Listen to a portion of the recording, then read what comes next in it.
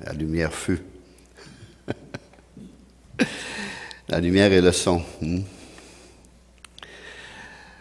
Alléluia. C'est avec un grand plaisir qu'on va partager la parole de Dieu encore ce matin. Dieu est bon. J'ai longtemps hésité pour ce message.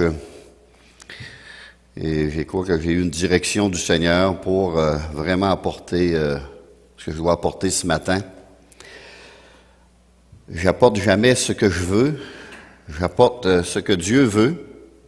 Et le Seigneur m'éclaire à chaque fois. Et je veux le remercier pour cela. On va parler sur le Messie, le oint de l'Éternel. Il y a beaucoup de noms qui ont été donnés. Le serviteur, il y a beaucoup de noms qui ont été donnés à Jésus. On va en avoir quelques-uns tout à l'heure. Mais sans plus tarder, on va ouvrir dans Isaïe, chapitre 53. Isaïe, chapitre 53. On va lire le verset 1er et le verset 2. Puis après ça, on va étudier les autres versets. Mais c'est plus une étude ce matin. Des fois, faut enseigner la parole de Dieu et non une prédication sur la guérison ou quoi que ce soit, mais sur le Messie, la personne de Jésus-Christ.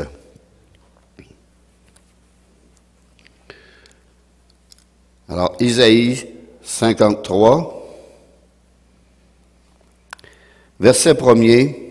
Qui a cru à ce qui nous était annoncé?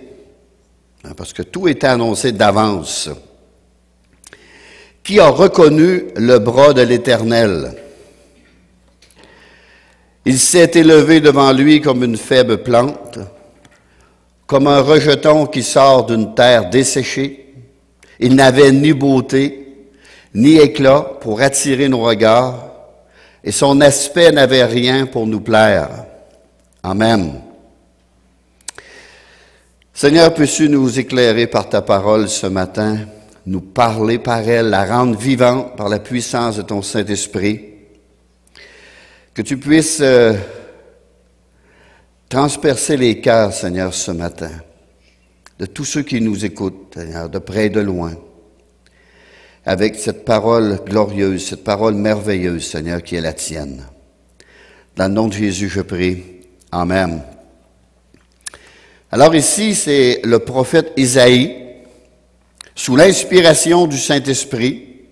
On peut dire qu'il pénètre prophétiquement environ 700 ans auparavant, au cœur même de l'humiliation et des souffrances de Jésus-Christ.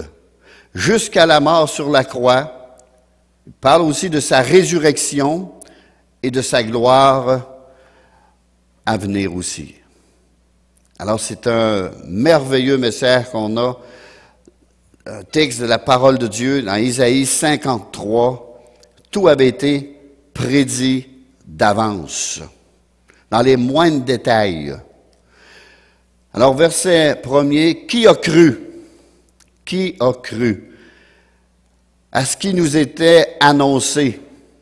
Bien que Jésus fût le Messie de Dieu, le oint de Dieu, qui a cru en lui? Jean 14, 1, Jésus a dit, « Croyez en Dieu et croyez en moi. » Croyez en Dieu et croyez en moi. Souvenez-vous ce que Jésus a dit à Thomas. Ne sois pas incrédule, mais crois. Ne sois pas incrédule, parce qu'il y a de l'incrédulité dans chacun de nous, ça. Mais crois.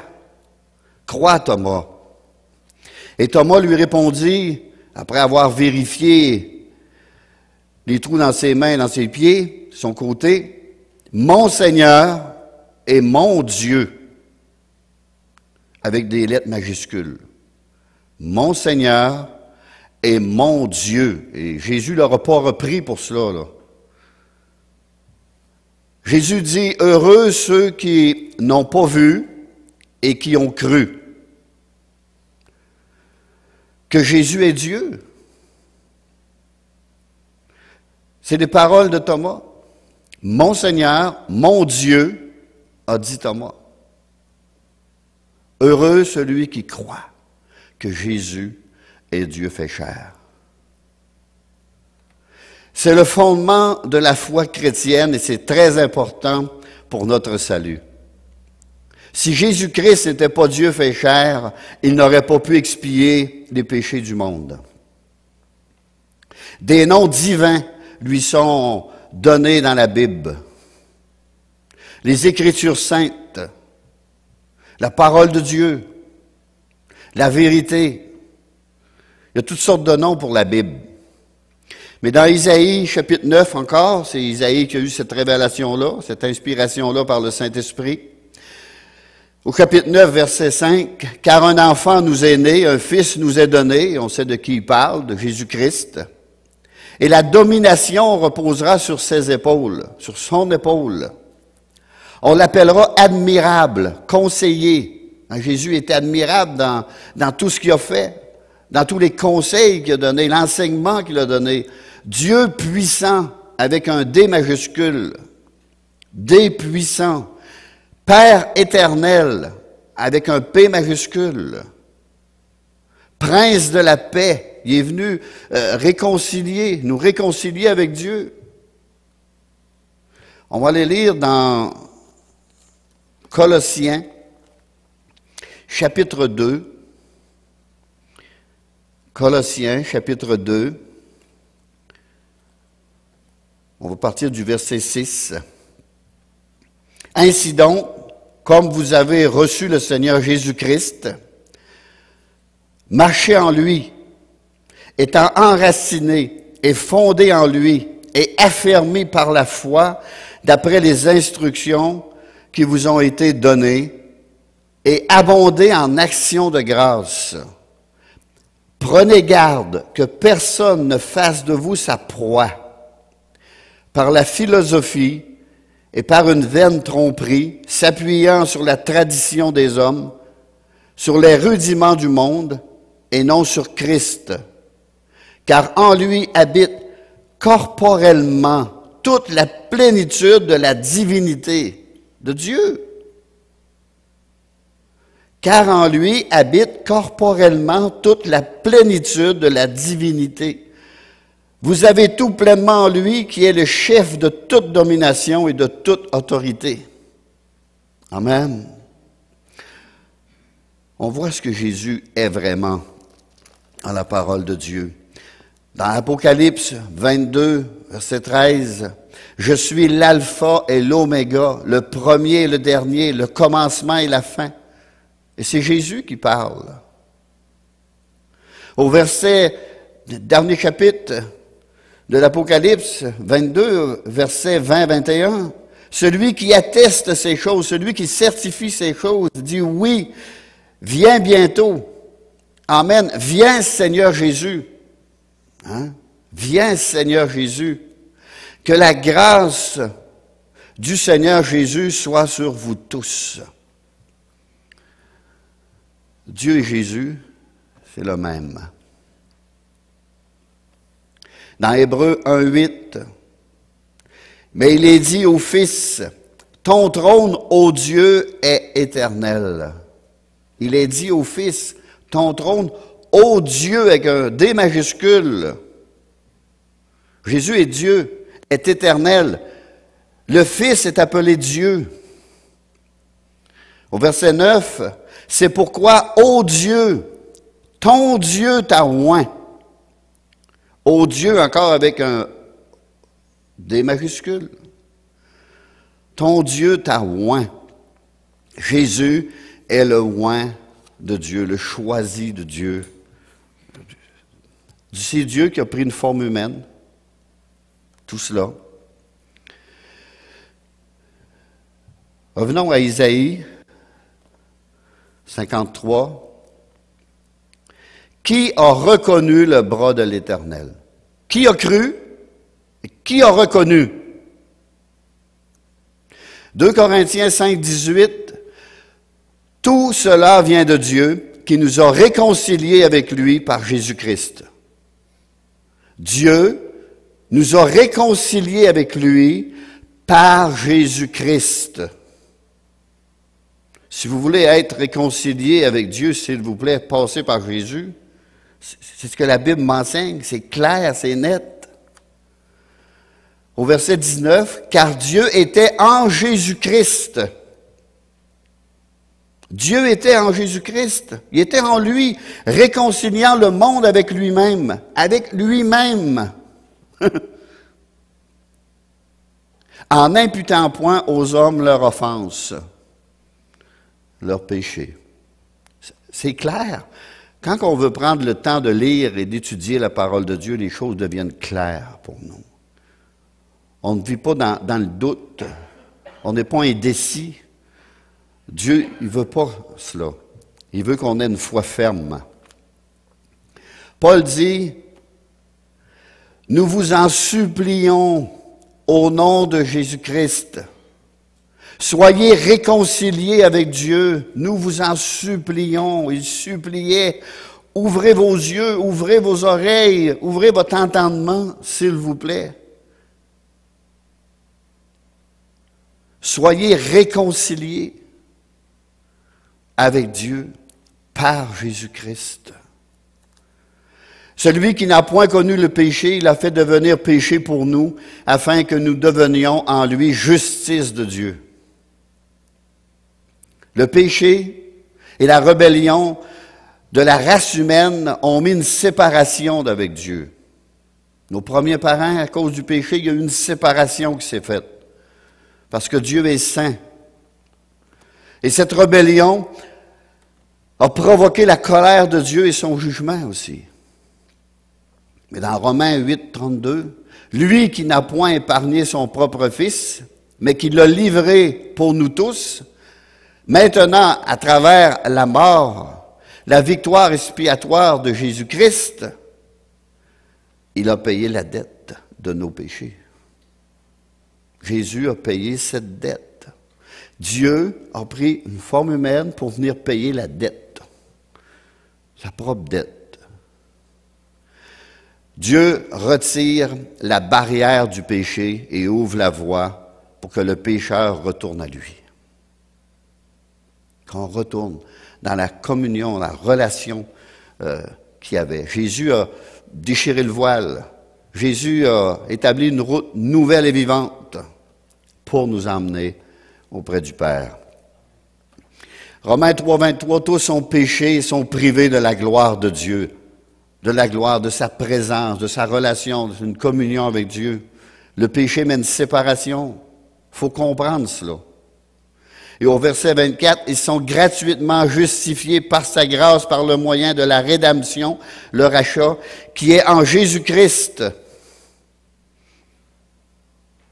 Ils sont gratuitement justifiés. Je ne sais pas pourquoi que la religion nous vendait le salut, là.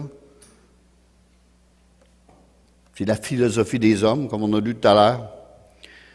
Mais la parole de Dieu me dit, ils sont gratuitement justifiés aux yeux de Dieu par sa grâce, le cadeau que Dieu nous a fait, par le moyen de la rédemption qui est en Jésus-Christ.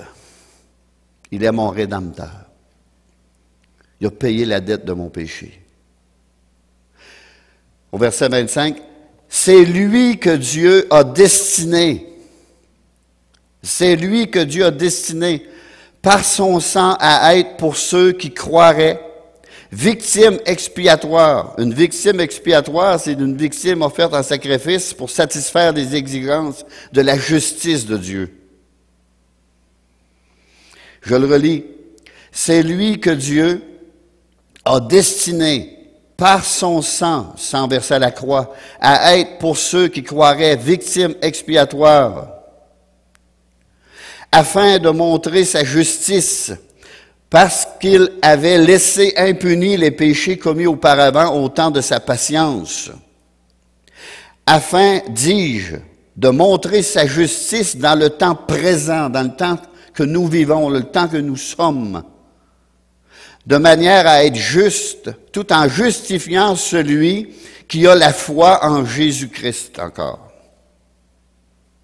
Tout nous ramène à Jésus-Christ. Tout le temps, tout le temps, tout le temps, Jésus-Christ. Jésus-Christ.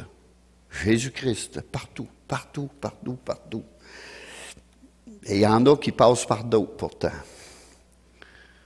Il y en a qui en prient d'autres. Puis ils lisent la Bible. Puis ils croient en la Bible. Mais c'est la parole de Dieu. C'est la parole de Dieu. La Bible, c'est la parole écrite de Dieu. La réconciliation devient efficace pour chaque personne au moyen de la repentance personnelle et de la foi en Jésus-Christ. Il faut s'admettre pécheur, il faut s'admettre coupable à un moment donné. Il faut dire qu'on fait des fautes et des erreurs, puis s'en repentir, puis avoir foi en Jésus-Christ de son pardon. Vous savez, le Seigneur, on ne peut pas le voir, mais on peut ressentir sa présence.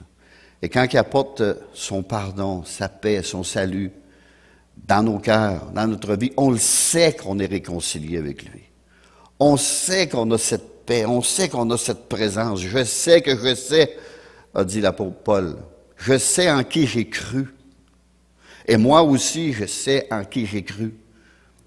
Je n'ai pas eu une vie rose toujours, mais Dieu m'a pardonné. Dieu m'a lavé. Dieu m'a sanctifié, il m'a justifié. Et merci Seigneur.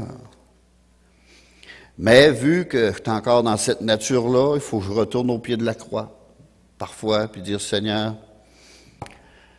j'ai péché. Merci encore pour ton pardon, ta grâce. Romains 3, 22, justice de Dieu par la foi en Jésus-Christ pour tous ceux qui croient. La foi en Jésus-Christ comme Seigneur et Sauveur. Dans la Bible, c'est écrit dans le Nouveau Testament, pendant 200 quelques fois Seigneur, puis juste quelques fois Sauveur. Jésus n'est pas venu juste pour sauver, il est venu pour régner sur nos vies, notre cœur. Puis il y en a qui disent qu'ils peuvent l'accepter comme Sauveur sans l'accepter comme Seigneur. C'est faux. C'est un enseignement qui est faux. On ne trouve pas ça dans la Bible. Si on n'accepte pas Jésus comme Seigneur, il ne sera pas notre Sauveur non plus.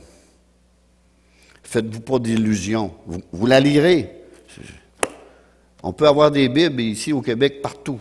Même il y a des postes à la télé qui en offrent gratuitement. On n'a pas de raison de ne pas la lire. La foi en Jésus-Christ comme Seigneur et Sauveur est la seule condition que Dieu exige pour le salut. Être épargné, le salut, c'est être épargné de sa colère et vivre pour l'éternité dans sa présence. En gros, en quelques mots. Pour ne pas compliquer les choses. Il faut la rendre simple, la parole. Un prédicateur n'est pas là pour la compliquer, il est là pour l'expliquer. Pour la rendre simple aux yeux de tout le monde. Dans Actes 16, 31, « Crois au Seigneur Jésus et tu seras sauvé. » Ça, c'est la base. C'est la base. « Crois au Seigneur Jésus, tu seras sauvé. » Et je reviens encore à ce que Paul a dit. « Nous vous en supplions, au nom de Christ, soyez réconciliés avec Dieu. » Par Jésus-Christ. Vous pouvez le faire maintenant, même pendant la prédication. Fermez vos yeux et vous réconciliez avec le Seigneur. C'est de ça qu'on parle ce matin, la réconciliation. Et c'est Jésus-Christ qui est venu. On ne peut pas passer par d'autres personnes. Il a été suspendu entre ciel et terre pour cela. Dieu a passé par le Fils pour nous parler, pour faire le même chemin, il faut passer par le Fils pour aller à Dieu. C'est pas compliqué. Croire est la chose la plus raisonnable de notre part. Croire en ce que Dieu dit. C'est la chose la plus raisonnable de notre part. C'est la réponse que Dieu veut entendre. Oui, je crois. Oui, je veux croire. Même si vous êtes rempli de doutes, oui, Seigneur, je veux croire. Fais ton œuvre en moi. Développe cette foi en moi. Mets la foi en moi, en ta parole, puis il va le faire. Mais demandez-lui. Tout ce que vous demanderez, je le ferai. Dans le nom de Jésus. Toujours dans le nom de Jésus. Je ne sais pas ce qu'ils font pour lire le Nouveau Testament sans voir qu'il faut passer par Jésus. Il faut lire avec des écailles dans les yeux. Qui a cru à ce que nous avons annoncé? Et qui a reconnu le bras de l'Éternel? Qui a cru et qui a reconnu? Or, la foi vient de ce qu'on entend, et ce qu'on entend vient de la parole de Dieu. C'est à lire la parole de Dieu, c'est à écouter la parole de Dieu, c'est à entendre la parole de Dieu que la foi se développe. La Bible est le livre de la foi. Sans la foi, il est impossible de plaire à Dieu. Impossible. C'est notre devoir de la lire.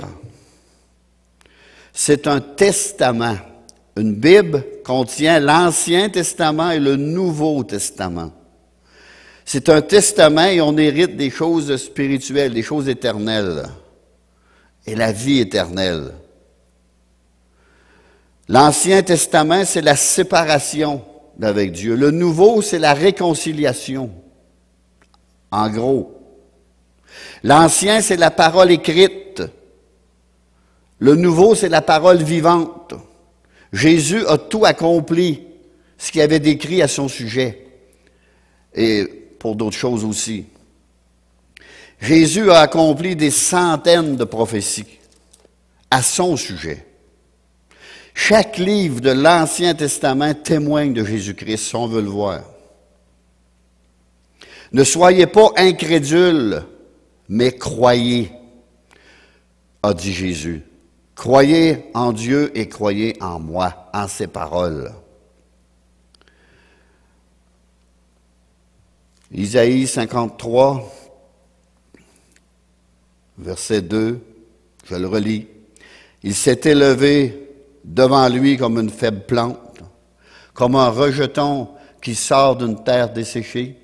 Il n'avait ni beauté, ni éclat pour attirer nos regards, et son aspect n'avait rien pour nous plaire. Isaïe 52, si on recule d'une page, au verset 14, lorsqu'il parle du serviteur, encore Jésus, il parle de Jésus, le serviteur de Dieu qui va venir. Au verset 14, de même qu'il a été pour plusieurs un sujet d'effroi, tant son visage était défiguré, imaginez-le, sur la croix crucifiée, tant son aspect différait de celui des fils de l'homme. Les fils de l'homme, c'est nous, ça. Pensez au mauvais traitement infligé à Jésus par les Juifs et par les Romains lors de son procès et de sa crucifixion. Vous savez, dans le psaume 22 qui est encore dans l'Ancien Testament, dans le temps de David, c'est David qui l'a écrit, psaume 22, verset 2, « Mon Dieu, pourquoi m'as-tu abandonné? » C'est exactement le cri que Jésus a lancé à la croix, écrit des centaines d'années d'avance, pour qu'on croie, pour qu'on puisse croire aujourd'hui. Et nous, en plus, on a le Nouveau Testament. Au moins, eux, ils pouvaient se justifier un peu en disant on a juste l'Ancien, mais malgré que l'Ancien, c'était clair aussi. Au verset 8 de ce même psaume, psaume 22, « Tous ceux qui me voient se moquent de moi. Ils ouvrent la bouche et secouent la tête. » Ce psaume décrit exactement ce qu'ils ont fait. Si on va dans Matthieu 27, verset 39, les passants l'injuriait et secouait la tête. Dieu l'avait donné dans le moindre détail. L'Ancien Testament a donc prédit les gestes exacts et les paroles des ennemis de Jésus. C'est une preuve, ça. Si on ne croit plus aux prophéties qui est écrites depuis des centaines d'années, on a un problème. Pas Dieu qui est en problème, c'est nous qui sommes en problème. Un sérieux problème, là. Psaume 22, verset 9. « Recommande-toi à l'Éternel. L'Éternel le sauvera et le délivrera puisqu'il l'aime. » Ce verset nous rapporte avec exactitude les paroles prononcées par les ennemis du Seigneur à la crucifixion. Matthieu 27, 43. Que Dieu le délivre s'il l'aime. Dieu savait même les paroles que les gens allaient prononcer pour l'insulter. Psaume 22, 17. Ils ont percé mes mains et mes pieds. On peut-tu aller plus que ça? Ils ont percé mes mains et mes pieds. Au verset 19, ils se partèrent mes vêtements. Ils tirent au sort ma tunique. C'est exactement ce qu'ils ont fait. Matthieu 27, 35, et après l'avoir crucifié, ils se partèrent ses vêtements, en tirant au sort sa tunique. Pensez-vous que Dieu ne vous voit pas? Isaïe 53, verset 3. Méprisé et abandonné des hommes, homme de douleur et habitué à la souffrance, semblable à celui dont on détourne le visage, nous l'avons dédaigné. Nous avons fait de lui aucun cas. Au lieu d'être accepté par Israël, Jésus a été rejeté, haï par les conducteurs spirituels, l'élite religieuse du temps qui avait les Saintes Écritures, puis qui avait le psaume 22 aussi. Mais ils ont aimé mieux garder leur religion.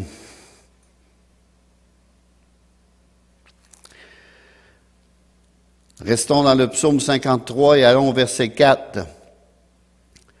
Cependant, ce sont nos souffrances qu'il a portées. C'est de nos douleurs qu'il s'est chargé. C'est nous qui aurions dû être là.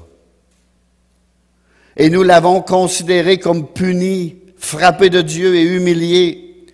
Mais il était blessé pour nos péchés, brisé pour nos iniquités. Le châtiment qui nous donne la paix est tombé sur lui, la paix avec Dieu.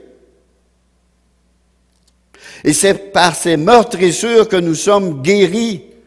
Combien que Dieu a guéri de monde et combien il en guérit encore, physiquement et spirituellement. Il a payé la dette de nos péchés. Il nous a réconciliés. Le châtiment qui nous donne la paix avec Dieu est tombé sur lui. Il est mort à ma place. Quel amour! Quel amour! Quel amour! Nous, ce qu'on a fait, depuis notre enfance, qu'on le blasphème. Avant de le connaître vraiment. On n'était pas mieux qu'eux autres, là. Verset 6. Nous étions tous errants comme des brebis, chacun suivait sa propre voie. C'était dans ce temps-là, puis c'est encore aujourd'hui d'actualité comme jamais.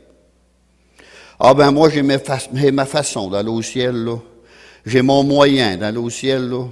Je vais être un bon gars, là, puis je vais aimer mes ennemis, puis mes voisins, puis je vais être bon avec eux autres, puis je vais donner un peu d'argent, puis je vais aller au ciel, si le ciel existe.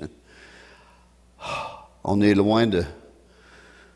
très loin avec nos pensées modernes de ce que Dieu veut et ce qu'il a fait, ce qu'il veut. C'est son plan. C'est son plan qu'on doit mettre en action. Il y a une question qui va nous être posée au ciel. Qu'as-tu fait de mon fils? Qu'as-tu fait de mon fils Jésus que j'ai envoyé pour toi? Qu'est-ce que tu en as fait?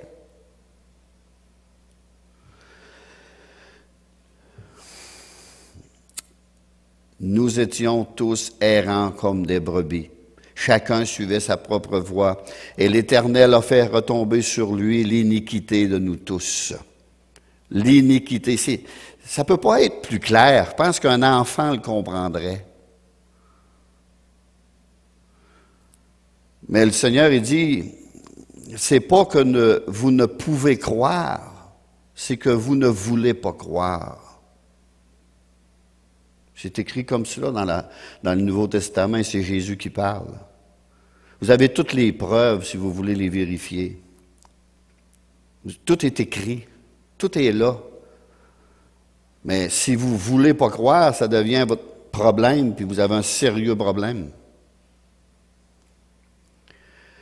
Il a été maltraité et opprimé. Il n'a point ouvert la bouche, semblable à un agneau qu'on mène à la boucherie.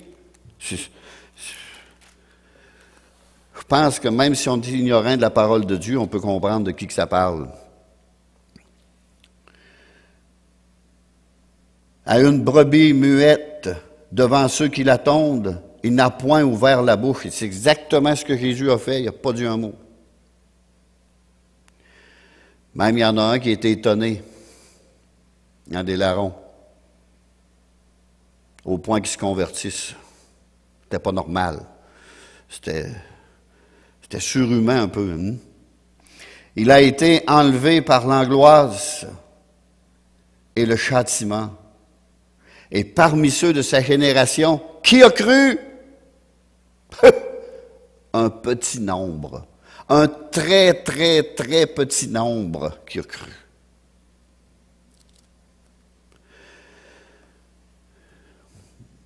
Puis la plupart ont cru qu'il était retranché de la terre des vivants et frappé pour les péchés de son peuple. Qui a cru à cela? Qui a cru à cela?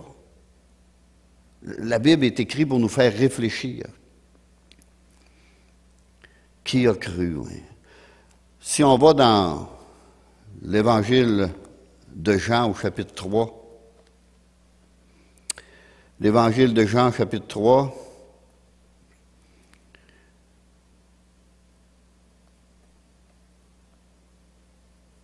on pourrait partir au verset 15.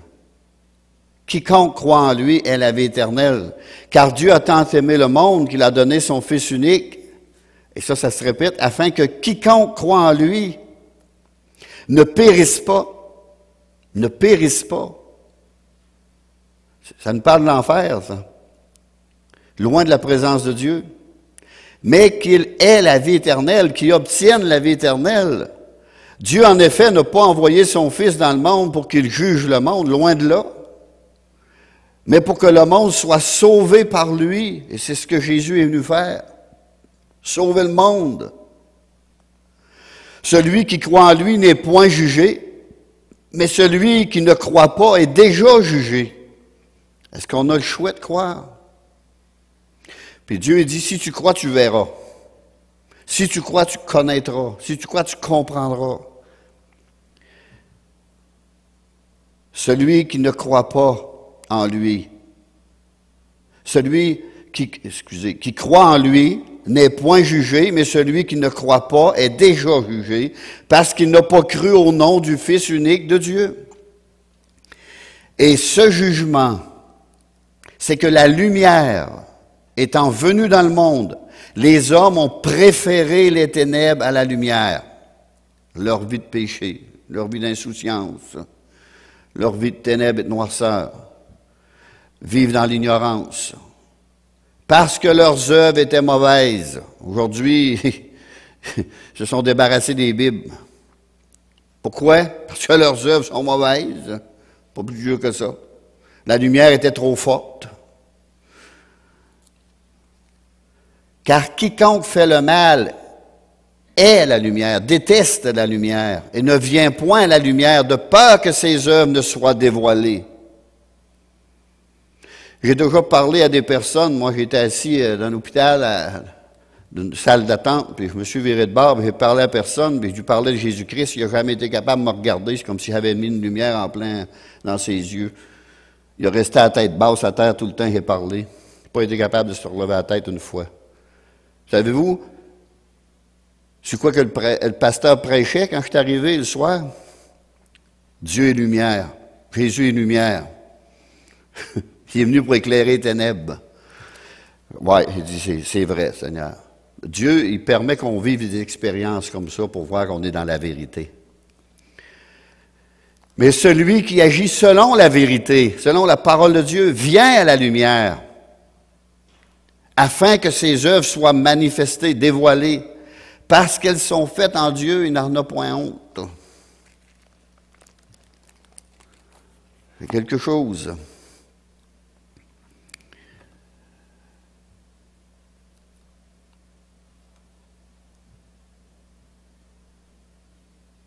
Il verra, on va aller au verset 9, je ne sais pas si je l'ai lu, mais en tout cas, ce n'est pas une grosse erreur de le relire.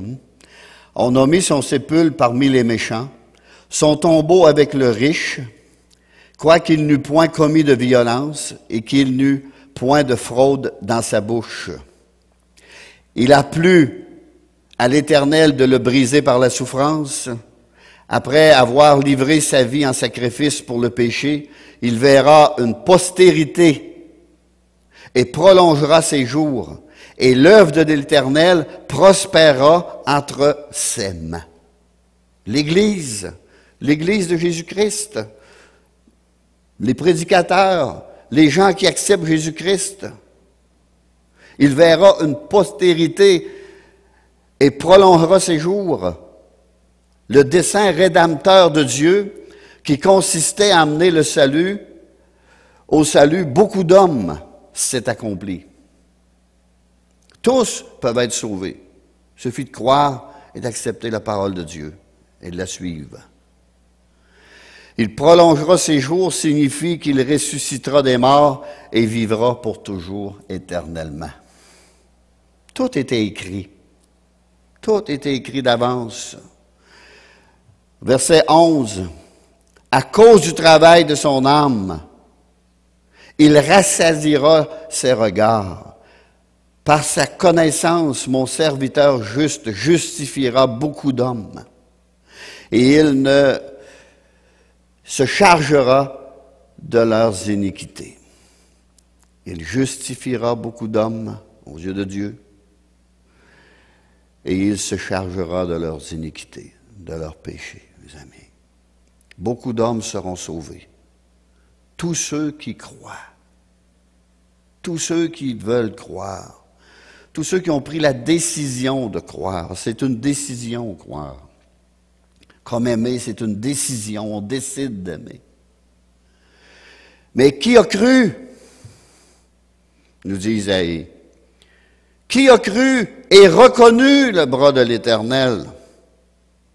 Pourtant, Dieu dit, si tu crois, tu verras. Si tu crois, tu verras, tu comprendras, tu connaîtras. Merci, Seigneur. Le Seigneur ne nous a pas abandonnés comme cela. Les gens veulent nous faire croire que le Seigneur nous a abandonnés. Mais Dieu ne nous a pas abandonnés. Au verset 12, c'est pourquoi je lui donnerai sa part avec les grands. Il partagera le butin avec les puissants, parce qu'il s'est livré lui-même à la mort et qu'il a été mis au nombre des malfaiteurs. Il y en avait deux larrons chaque côté de lui quand Jésus est mort. Dieu le récompense pour sa mort. Et Christ, à son tour, permet de partager sa récompense avec tous les grands. Tous les grands, c'est ceux qui le suivent dans son combat contre le péché, contre le diable, contre Satan lui-même, par la puissance de l'Esprit Saint, de l'Esprit de Dieu. C'est pour ça que le Seigneur a dit, « J'enverrai sur vous mon Saint-Esprit. Il vous éclairera, il vous conduira, et vous serez puissants d'une certaine façon, contre l'ennemi, contre les autorités mauvaises. »